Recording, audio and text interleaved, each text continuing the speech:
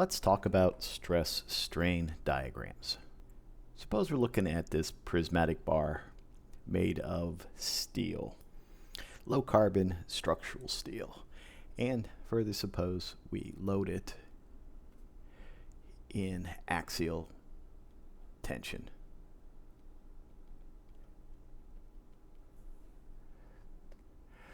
As we increase the load, I can plot its axial stress versus strain. As I load it,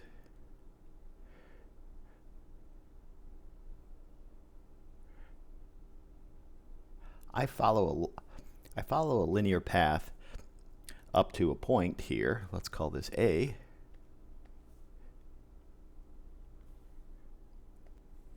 And it's here that we start to become a little nonlinear, maybe.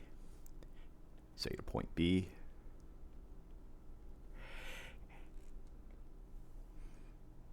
So I load it, and essentially I'm heading up this way as I increase my load.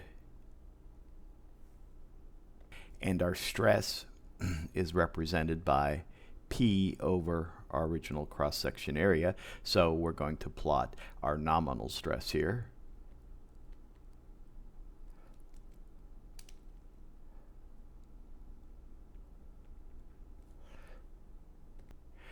Now, if I reverse it and I reduce the stress from this point,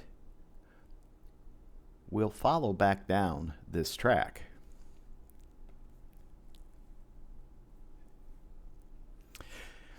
At this point B, the stress level is at a point we call the yield stress.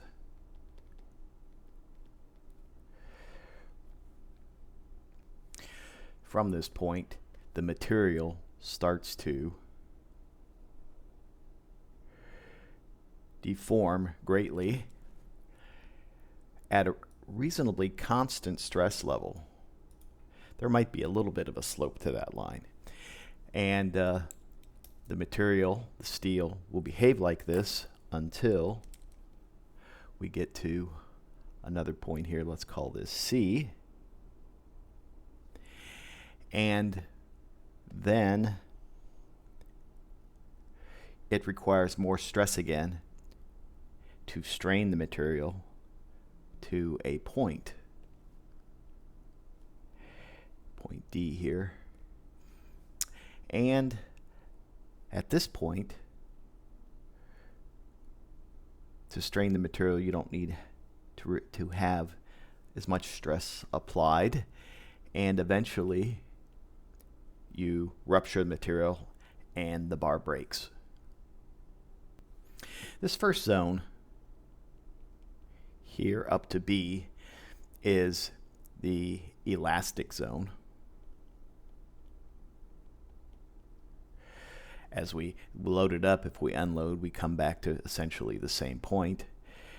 But at B, when we get to B again, the yield stress, what happens is, as we start accumulating a deformation that we can't recover, this is the plastic zone.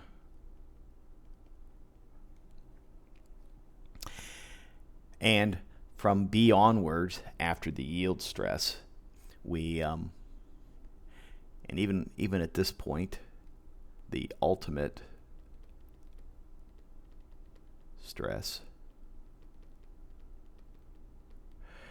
we're accumulating in the plastic region. The plastic region actually extends all the way to the end here. We're accumulating the plastic region strain that is unrecoverable.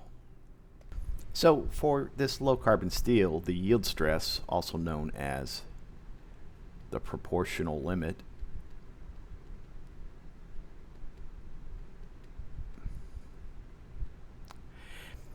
varies from 30 to 40 KSI, kips per square inch. Now, during the period between B and C, we accumulate in this material 10 to 15 times the elongation, as was occurring in the elastic region. We say the material is yielding. Now, between C and D, what happens is it's something we refer to as hardening. The material becomes harder, or stiffer, or strain hardening.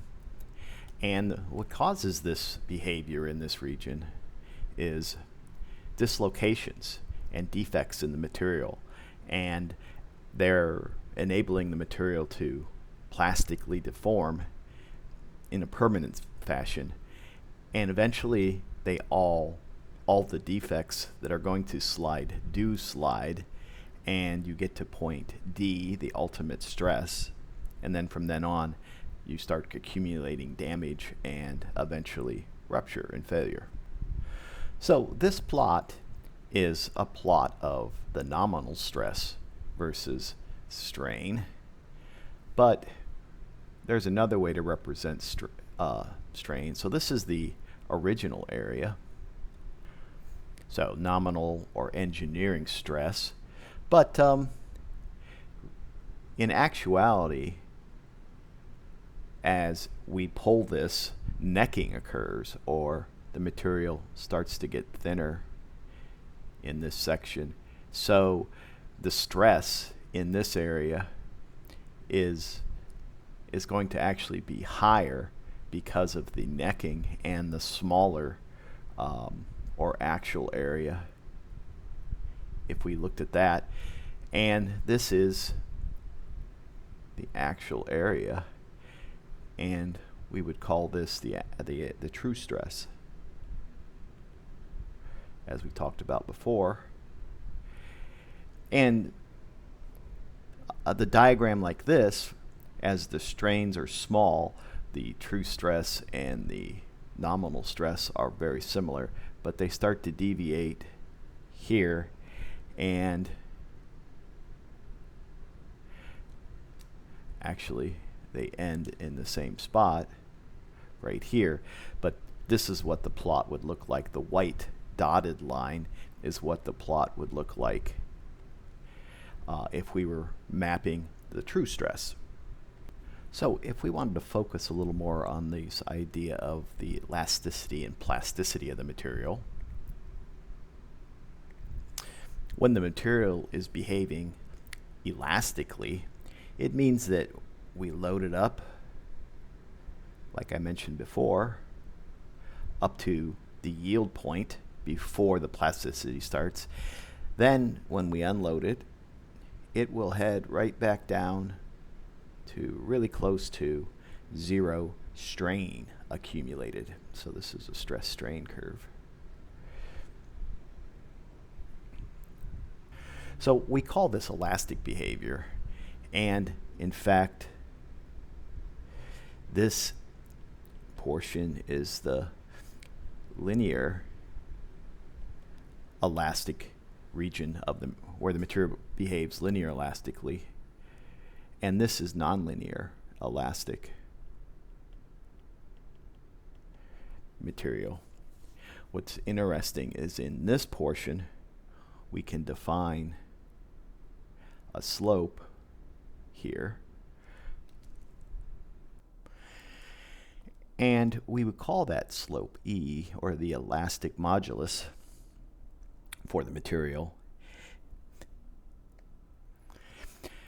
So for a material, when we pass this linear point and we start to bend, when we get to a point where the material is past the proportional limit or the yield, when we unload,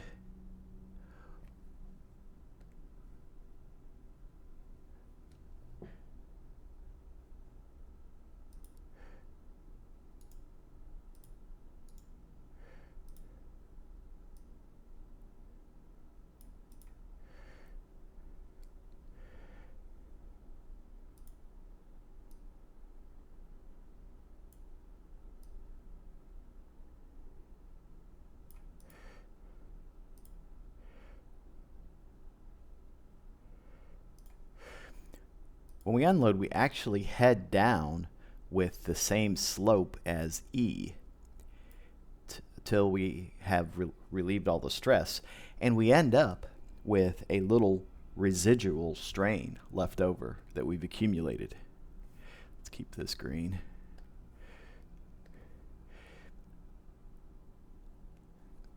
Permanent residual strain we've picked up.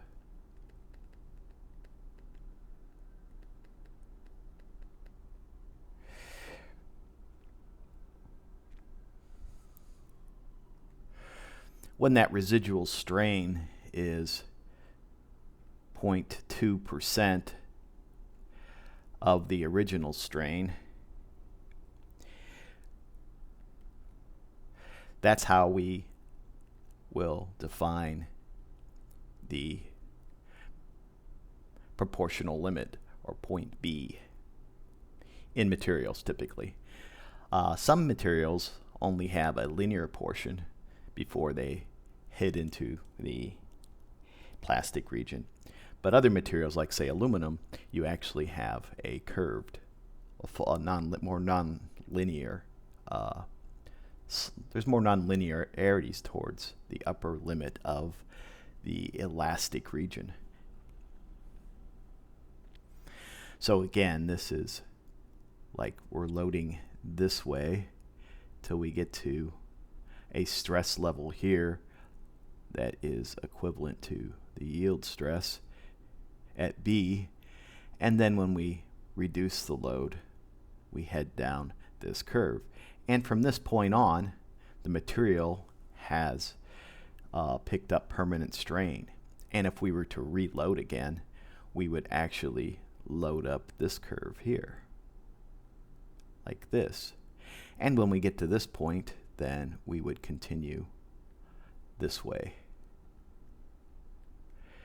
And of course, at this point, now up here somewhere, at a stress level higher than the yield, if we were then to unload again, we would come down the curve here, and we would have more residual stress accumulated. Residual strain accumulated, I'm sorry. So this is typical behavior of materials we call ductile materials like steel. That would be this middle curve here. So these curves are relative to each other, whereas a material that's brittle, like a ceramic material, has a very high stress level in the elastic region, and a very small portion of it, if any, occurs in this region. Failure can occur, say right here, even in a ceramic type material. But with a material like steel, we like this ductile behavior because it gives us some warning before failure occurs. You see some bending that occurs. And then another type of material is elastomer, like rubber or polymers. And materials like elastomers can be very nonlinear and have very large strains. And in their situation, you can load them up and they can behave elastically. And you can unload them and they'll come back down this curve and reach a zero strain. In our class, we're only going to deal with very small strains. So we're looking at materials typically in their elastic range for ductile materials.